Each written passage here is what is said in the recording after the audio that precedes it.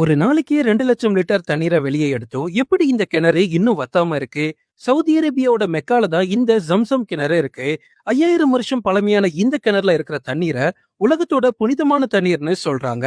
இதுல இன்னும் ஆச்சரியமான விஷயம் என்ன தெரியுமா? இதோட ஆழம் வெறும் 30 மீட்டர் தான். ஒவ்வொரு நாளுமே சவுதி அரசரோட கம்பெனி லட்சக்கணக்கான லிட்டர் தண்ணீரை இந்த கிணத்துல இருந்து வெளியே எடுக்கிறாங்க.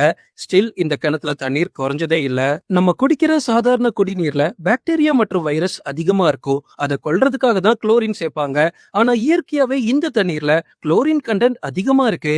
இப்ப புரியுதா ஏன் இத ஹோலி வாட்டர்னு சொல்றாங்கன்னு? இந்த ஜம்சம் கிணறு அறிவியலுக்கும் அப்பாற்பட்டது. சில பேர் இத சயின்ஸா பாக்குறாங்க, சில பேர் இத அல்லாவோட அருளா பாக்குறாங்க. 5000 வருஷங்கள் தாண்டி போயிட்டு இருக்கு. ஆனா இன்னுமே இந்த கிணறு பார்க்க அப்படியே ஜொலிக்குது. உள்ள ஒரு பாசி கூட பிடிச்சது கிடையாது. நம்ம குடிக்கிற சாதாரண தண்ணீரை விட இந்த தண்ணீர்ல மினரல்ஸ் ரொம்ப ரொம்ப அதிகம். இது வரைக்கும் எத்தனையோ விஞ்ஞானிகள் இத சோதனை பண்ணிருக்காங்க.